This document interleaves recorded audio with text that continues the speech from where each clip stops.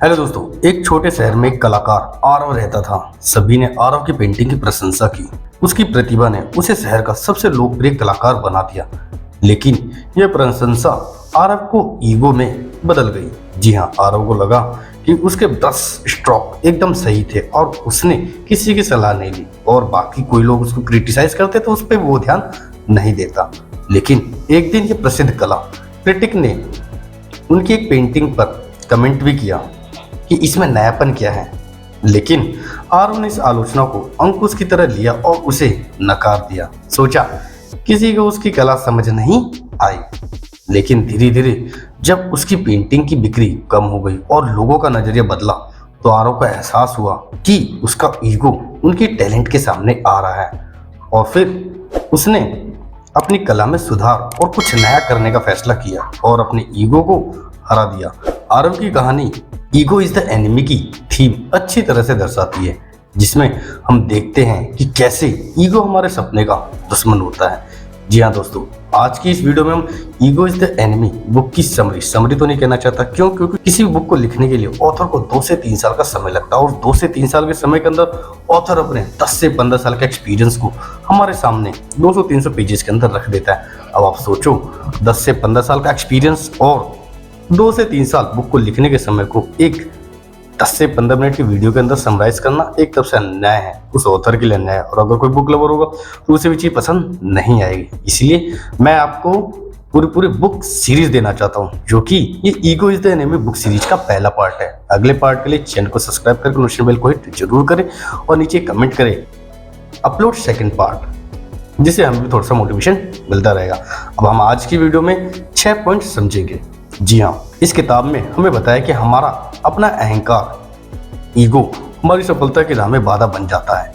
चलिए इस किताब के पहले भाग एस्पायर के हर एक पॉइंट को गहराई से समझते हैं। Point number 1, talk talk talk. जी हाँ, खाली बातें बातें बातें।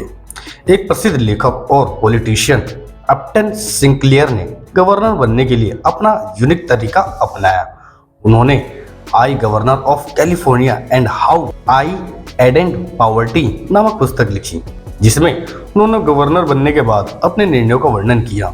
उन्होंने लिखा कि वह अभी तक जीते नहीं है, लेकिन उनका यह कदम उनके व्यवहारिक साबित हुआ। उनके प्रदर्शन से पहले ही उनकी पोल खुल गई और नतीजा यह हुआ कि उन्हें चुनाव में भारी हार का सामना करना पड़ा।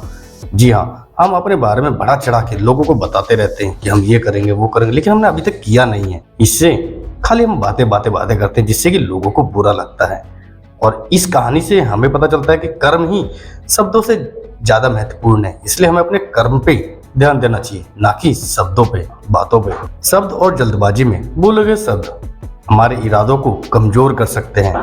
जैसे जल्दबाजी में कुछ ऐसा ना बोले जिससे कि आपका नुकसान हो। अब हम चलते पॉइंट नंबर 2 की ओर। जी हाँ, टू बी और टू डू, होना या करना। जॉन बॉयड एक fighter pilot and military strategist ने अपने जीवन में एक महत्वपूर्ण निर्णय लिया। उन्होंने अपने सिद्धांतों के साथ मिलिट्री स्ट्रेटेजीज को बदल दिया, लेकिन कभी भी शोहरत के लिए काम नहीं किया। उन्होंने अपने ज्ञान से दूसरों की मदद की, लेकिन उनका नाम कभी सामने नहीं आया। जॉन बॉयड ने हमेशा सत्य और परिणाम को महत्व दिया, ना कि केवल अपने नाम और प्रसिद्धि पाने के लिए। उनकी कहानी हमें सिखाती है कि वास्तविक सफलता और पहचान वह नहीं जो आप हैं, बल्कि यह है कि आपने क्या किया है, अपनी लाइफ में किया क्या है, लोगों के लिए, अपने लिए, अपनी फैमिली के लिए। उनका जीवन मनुष्य को सिखाता है कि वास्तविक सफलता के लिए मनुष्य का अपना अहंकार रखना होगा बिल्कुल एक तरफ। जी हाँ, अगर हमें अपने लाइफ में सक्सेस पाना है तो पहले हमें हमारा ईगो साइड करना पड़ेगा, क्योंकि हम अपने ईगो के साथ कभी भी कामयाबी हासिल नहीं कर सकते। अब हम चलते पॉइंट नंबर 3 की ओर, लेकिन पॉइंट नंबर 4 मोस्ट इंपोर्टेंट है, इसलिए पहले पॉइंट नंबर 4। जी हाँ, डोंट बी पैशनेट। मीरा एक कलाकार थी जिसका जुनून उसकी कला थी। उसने अपने काम पर इतना ध्यान केंद्रित किया कि उसने क्रिटिसिज्म को इग्नोर कर दिया। और सबसे बड़ी चीज बताऊं आपको, क्रिटिसिज्म एक तरफ से आपके काम के अंदर कमियां निकालना। अब आप सोचो कि आप कोई अच्छा काम कर रहे हो और लोग आपके काम के अंदर कमी निकाल रहे हैं, तो आपको दुख नहीं होना चाहिए, आपको खुशी होनी चाहिए। वो आपके काम पे ध्यान दे रहा है और आपको उन कमियों को सुधारने का मौका मिल रहा है। लेकिन मीरा ने ऐसा नहीं किया, उसने उसको इग्नोर कर दिया और उसकी पेंटिंग उतनी खास भी नहीं बिक रही थी और लोग क्रिटिसाइज भी कर रहे थे और धीरे धीरे इग्नोर भी करते जा रहे थे उसकी पेंटिंग को। लेकिन जब उसने समझा कि सच्चे जुनून में बैलेंस और अंडरस्टैंडिंग भी शामिल होता है, तब उसकी कला में सुधार आया और उसने धीरे धीरे अपनी कला पे काम किया। उसने अपने कमजोर पहलुओं पे काम किया और अपनी कला को नए सितारों तक पहुंचाया। जी हाँ, मीरा की कहानी हमें सिखाती है कि सच्चा जुनून हमें सच्चाई से जोड़ता है, ना कि दूर ले जाता है। अब हम चलते हैं पॉइंट नंबर 3 की ओर, जो कि इम्पोर्टेंट है। जी हाँ, बिकम ए स्टूडेंट, कि हमें हमेशा एक स्टूडेंट बनते रहना चाहिए। मतलब स्टूडेंट का मतलब ये नहीं कॉपी किताब उठाओ और इधर उधर घूमते रहो, नहीं, हमें कुछ नया सीखते रहना चाहिए हमेशा ही। हम बात कर रहे हैं रजत की। रजत एक नौजवान व्यापारी था। उसने अपने नोवेल को सफल बनाने के लिए हमेशा नया सीख की सोच रखी, चाहे वो मार्केटिंग हो या उसका प्रोडक्शन हो या फिर उसके अंदर सेल्फ इम्प्रूवमेंट हो। रजत ने कभी भी खुद को एक एक्सपर्ट नहीं माना। हर दिन उसने कुछ न कुछ नया सीखते रहा और हर चुनौतियों को सीखने का अवसर माना कि उसके रास्ते में जो भी कठिनाई आती वो उसको हमेशा एक अवसर के रूप में देखता, ना कि प्रॉब्लम के रूप में देखता। और इस सोच ने रजत को एक नए डायमेंशन तक पहुंचाया और उसका नोवेल दुनिया भर में सफल हुआ। अब बहुत से लोग अपनी डिग्री कंप्लीट कर लेते हैं और उसके बाद अपने आप को ब्रह्मा मान लेते हैं कि हाँ, हमें तो सब कुछ आता है, हमें किसी की जरूरत नहीं। लेकिन दिल से बता दो, किसी बिजनेस को पढ़ना और उसको एग्जीक्यूट करके चलाना, दोनों में जमीन और आसमान का अंतर है। आप ट्राई करके जरूर देखो। चाहे आप चाय का ठेला ही लगा लो, अब चाय के ठेले, एमबीए चाय वाले के बिजनेस मॉडल को अच्छे से समझ लो, पढ़ लो और एक बिजनेस चाय का ठेला लगाओ। दोनों में जब उसको एग्जीक्यूट करोगे तो दोनों में जमीन आसमान का अंतर होगा। जो आप बुक में स्टडी करोगे और एक रियल लाइफ में उस बिजनेस को चलाओगे, इसलिए लोगों की आपको मदद लेती रहनी पड़ेगी। रजत की कहानी हमें बताती है कि हमें अपने अहंकार को किनारे रखना चाहिए और हमेशा कुछ नया सीखते रहना चाहिए, जिससे कि हम भी अपने बिजनेस में आगे एडवांस लेवल पे पहुंच सके। और अगर आप भी कोई बिजनेस कर रहे हैं तो मे बी आपको भी ये ग्राउंड रियलिटी पता होनी चाहिए कि बिजनेस को पढ़ना और बिजनेस को चलाना दोनों जमीन आसमान का अंतर है। हम अपने आप को कभी भी एक्सपर्ट नहीं समझना चाहिए। जैसे कि ये नहीं बोलना चाहिए कि हमें तो सब कुछ आता है, मुझे सब कुछ पता है, मुझे किसी की जरूरत नहीं है। इसकी जगह हमें बोलना चाहिए कि हर रोज कुछ नया सीखना चाहिए, जिससे मेरे बिजनेस में इम्प्लीमेंट हो और मेरा बिजनेस एक नई लेवल पे पहुंच सके। आई होप आप भी मेरी इस बात से सहमत होंगे। उसके लिए नीचे कमेंट करके जरूर बताएं।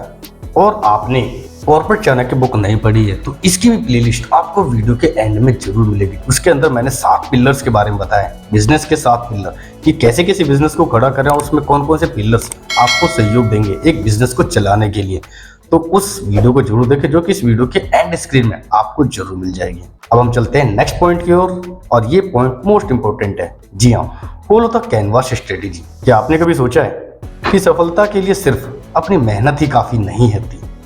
मेहनत करने को तो गधा सबसे ज्यादा मेहनत करता है, लेकिन सबसे ज्यादा इनाम घोड़े को मिलता है। देखो, साल में एक आध रेसी लड़ता है और कभी कभी तो वो भी नहीं, लेकिन सबसे ज्यादा रिवॉर्ड घोड़े को मिलता है, ना कि उस गधे को।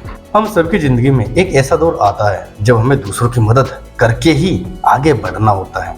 यही कैनवास स्ट्रेटेजी का सार है। इसका मतलब समझते हैं दूसरे तरीके से, मैं आपको समझाता हूँ। तो अब हम रियान हॉलिडे स्ट्रेटेजी को समझेंगे। एक युवा एम्प्लॉय जो अपने बॉस के लिए हर रोज छोटी छोटी चीजें करता था, जैसे कि रिपोर्ट तैयार करना, मीटिंग का समय सुधारना या फिर टीम के बीच अगर कोई समस्या हो तो उसको जाके सॉर्ट आउट करना। ये सब काम उस एम्प्लॉय की नौकरी के टास्क में नहीं थे कि उसे ये काम करना ही था, लेकिन फिर वह छोटी छोटी मदद करने में हमेशा आगे रहता था। जैसे जैसे समय बीता, उस एम्प्लॉय की पहचान एक टीम के खिलाड़ी के रूप में और एक प्रॉब्लम सॉल्वर के रूप में बन गई। उसकी मेहनत और लगन ने उसके बॉस और साथियों में उसका विश्वास मजबूत किया। और जब बड़े अवसर आए तो सबसे पहले हमारे पास उस एम्प्लॉय का नाम आता। जी हाँ, क्योंकि उसने सबसे पहले कैनवास स्ट्रेटेजी को अपनाया, दूसरों की मदद की और फिर अपने सपने को सच करने के रास्ते को आगे बढ़ाया। इसलिए हमें कोई भी बिजनेस कर रहे हैं तो दूसरे की मदद लेने में हिचकिचाना नहीं चाहिए। ये नहीं देखना चाहिए कि हाँ वो उस लेवल पे है या वो हमारी मदद करेगा या नहीं करेगा। हमारा फर्ज बनता है कि हमें उससे मदद मांगनी चाहिए। नहीं मांगता कोई बात नहीं, दुनिया में लोगों की कमी नहीं है, ये नहीं तो कोई और आपकी मदद करेगा। लेकिन आपको मदद लेनी पड़ेगी। ये थी कैनवास स्ट्रेटेजी। अब हम अपनी कैनवास स्ट्रेटेजी अपनी जिंदगी में कैसे लागू करें। सबसे पहले तो अपने आप को एक स्टूडेंट्स माने। हर दिन कुछ नया सीखिए, चाहे वो आपके एरिया से जुड़ा हो या नहीं। दूसरों की मदद करना, उनके आइडिया सुनना, उनकी प्लान्स में योगदान देना, ये सब कैनवास स्ट्रेटेजी के महत्वपूर्ण हिस्से हैं। जब हम दूसरे की सफलता में योगदान देते हैं तो हम खुद भी उनकी सफलता के भागीदार बनते हैं और इससे हमें ना सिर्फ नई समझ मिलती है बल्कि हमारे रिश्ते भी मजबूत हो जाते हैं। ये स्ट्रेटेजी हमें सिखाती है कि अहंकार को किनारे रख अगर हम समझदारी से काम लें तो सफलता हमारे कदम एक न एक दिन जरूर छूए। अब हम चलते हैं नेक्स्ट पॉइंट की ओर। पॉइंट नंबर 6, जी हाँ, रिस्ट्रेन योर ब्रेन। विक्रम एक इंडस्ट्रियलिस्ट था जो अपने बिजनेस में तेजी से आगे बढ़ता जा रहा था और जल्दी से वो कोई भी निर्णय फटाफट ले लेता था। लेकिन जब उसका बिजनेस बढ़ने लगा उसने महसूस किया फटाफट निर्णय लेने से कुछ नुकसान हो रहा है और वो काफी ज्यादा नुकसान हो रहा है। फिर विक्रम ने एक दिन फैसला किया कि वह हर कदम सोच समझकर उठाएगा। उसने पहले अपने आप को रोका, फिर उसके बाद उसने स्ट्रेटेजिक प्लानिंग बनाई और फिर धीरे धीरे अपने बिजनेस को एक सही दिशा में लेके गया। विक्रम की ये सोच उसके बिजनेस को नई ऊंचाइयों तक लेके गया। विक्रम ने सिखाया कि धैर्य और स्ट्रेटेजी सोच से ही असली सफलता मिलती है। तो इसीलिए हमें हमेशा कोई भी फैसला लेने से पहले उसके बारे में सोचना समझना बहुत जरूरी होता है। अगर बिना सोचे समझे लोगे तो जाहिर सी बात है आगे जाके उसका हर्जाना भी आपको ही भुगतना पड़ेगा। इसलिए कोई भी फैसला अपने बिजनेस के लिए लेते हैं तो पहले एक बार उसको सोच लेना, जरूर सोचना चाहिए कि उसके परिणाम आखिरकार क्या हो सकता है। अब हम बात करते हैं अनन्या की। जी हाँ, अनन्या एक राइटर थी जो कि अपनी दुनिया में खोई रहती थी।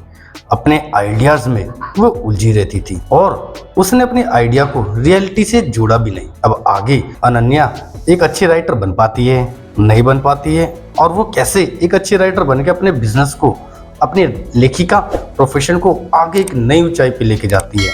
इसकी पूरी स्टोरी को हम जानेंगे इस बुक के अगले एपिसोड में। उसके लिए प्लीज चैनल को सब्सक्राइब करके नोटिफिकेशन बेल को हिट जरूर करें और नीचे लिखें सेकेंड पार्ट, जिससे कि हमें भी थोड़ा सा मोटिवेशन मिलता रहेगा और हम इसके अगले पार्ट को आपके लिए जल्द से जल्द लेके आएंगे। और आपको इस वीडियो में कौन से पॉइंट सबसे ज्यादा अच्छे लगे नीचे कमेंट करना ना भूलें। अब मैं इस वीडियो को समाप्त करूं तो इस वीडियो में हमने मोस्ट इंपोर्टेंट 6 पॉइंट जाने। जी हाँ, point number 1, talk talk talk, कि हमें खाली बातें बातें बातें बातें बातें करना किसी को पसंद नहीं। लोगों को आपकी बातें नहीं सुनना है, लोगों को आपके कर्म, आपके काम चाहिए। पॉइंट नंबर 2, टू बी और टू डू, कि होना और करना दोनों में अंतर है। बहुत से लोग कहते हैं ये होना चाहिए, ये होना चाहिए और ये होना चाहिए, लेकिन उसको करना बहुत इंपॉर्टेंट है। Point number 3, become a student. जी हाँ, अपनी लाइफ में आगे बढ़ना है तो सिंपल सा फंडा, आपको एक स्टूडेंट बन के ही आगे बढ़ते रहना चाहिए। Point number 4, don't be passionate, कि पैशन को फॉलो करते करते करते उसमें स्ट्रेटेजी, बिजनेस, ये सारी चीजें ना भूल जाना।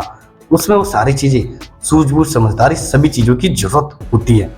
Point number 5, follow the canvas strategy. Canvas strategy follow करोगे तो मे बी एक ना एक दिन आप सक्सेसफुल जरूर बनोगे। And point number 6, restrain yourself. जी हाँ, अपने आप को विकसित करते रहे, इंप्रूवमेंट करते रहे। और अगर आप एक बिजनेस करना चाहते हैं और बिजनेस में कौन कौन से पिलर आपको इंपॉर्टेंट लगेंगे, कि कौन कौन सी बातें, ऐसी 7 बातें जो आपको इंपॉर्टेंट है बिजनेस को करने के लिए, जो कि मैंने आपको कॉर्पोरेट चाणक्य बुक में बता रखी है, जो कि आप राइट वाले वीडियो को क्लिक करके देख सकते हैं।